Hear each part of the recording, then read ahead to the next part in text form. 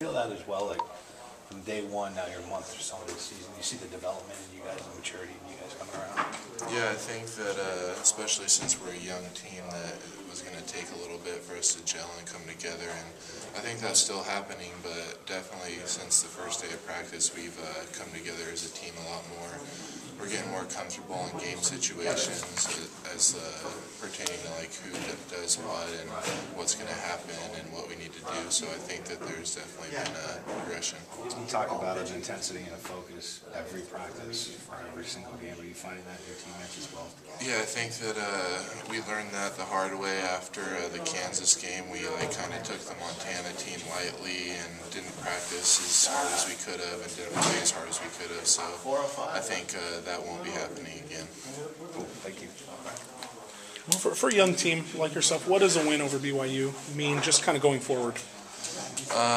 It's just a big win for us because they were high in the RPI and we had come close against ranked teams before and fallen short. So I think that it just means a lot for us. That shows that we can play with another ranked team, and it was good to get a win for our tournament stuff. Does it give you swagger yet, or does that come after you start pounding on teams after a win like this? I think that, I don't know if you want to call it swagger, but I think that our team has always remained confident in our abilities. So I think that from now on we're just going to not take any team lightly and practice and play as hard as we can every day. Do you think there's room for improvement for this team? Oh yeah, definitely. I mean, nobody's perfect, and our team isn't perfect, so I think that every day we're going to try and just get a little bit better. Is this the best the offensive flowed since you've been here, do you think? I don't know. I mean, I think that everybody this last game was pretty balanced and everything, and we were all sharing the ball really well, so that was good to see, and hopefully that can continue. Let's put it this way, do you think that's the best you've done against a zone? Oh yeah, I mean, we scored about 80 points against a zone the majority of the game, so that was encouraging. You have 2 3-game winning streaks and 1 4-game losing streak. What's the difference there, if there's one thing? I think in the 4-game losing streak, we I don't know, obviously we played better teams, and then the last one we took them really lightly. And then in these winning streaks, I think that we just prepared better and played harder. What do you think you're taking teams lightly? I think mainly the only team that we did was Montana, and that was because it was kind of a letdown coming off the Kansas game, and then we didn't really know much about them, and they came in here and we didn't have the energy, and they took advantage of it. How much did finals play into that? Yeah, that was tough because that's just draining on your mind and your body at the same time. So it was kind of like a perfect storm for something like that to happen. But like I said, I don't think it'll ever happen again. How advantageous is it for you to have Josh Smith playing down there low with you so that you're not picking up as many double teams and they have to? Yeah, I mean, obviously Josh is kind of coming into his own these past couple games, and he just makes it easier for not just me down low, but everybody on the court, because you have to pay attention to him, and then he's so skilled at getting the ball out of the post when he's double teamed. So he's just a really good player, and he's only going to continue to get better. How much the team is passing the ball? Has that become infectious, do you think? Yeah, I mean, I think nobody on this team really cares about getting their points or whatever, and everyone knows that if we share the ball and play right basketball, that we're tough to beat.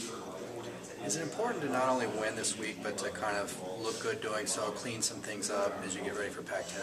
Yeah, I think that when you play games after a big win, that you just try to come out hard, avoid the letdown, like I said, happened after the Kansas game, and just fine-tune things in your game. And once again, you're able to concentrate on basketball this time of the year, right? Without any academic responsibilities. Yeah. Does that make a difference? Yeah, definitely. I mean, there's no worries outside the court. It's just, and then everybody on campus is pretty much gone too, so it's just our team on campus, basically, of all the sports teams, and that just makes it easier for us to focus down and continue to improve. Reeves, what are some of the things that you need to clean up? We can always get better at defense, especially me. I've been focusing on that the last couple weeks, and then always just limit limiting turnovers. We did pretty good in the last game, but in practice it's been kind of a problem, but just continuing to get better at that. What are some of the issues with help defense? It seems like that's one of the main Yeah, issues. I mean, it's just sometimes there's different situations. Like this last game, they had so many shooters that a lot of it in the scouting report, it was no help, no cover. So even when it looks like someone's not really helping over, it's because if you help over, they're just going to kick it to a guy who will make an open shot rather than a contested layup. So that being said, we just have to continue to get better at staying in front of the ball when we're on man defense. Reeves, you've had some pretty prolific games this year, 4 over 20 points. How much do those 2 5-point games stick out for you? I mean, it's only been a couple weeks, but is that pretty frustrating looking back? I mean, I really, I just try to not get too high and not get too low. So I think that those 2 5-point games, I mean, the Kansas game, obviously, I only took about 5 shots because Tyler Honeycutt was having I mean, I wasn't going to take any shots from him when he had a lot better shot at making it than I did. So I think just those 2 games, I just kind of maybe just didn't play as well as I could. And like I said before, nobody's perfect, and I just try to do the best I can for my team. I don't know if you were asked this earlier, but the Pac-10 Player of the Week for a second time, how gratifying is that?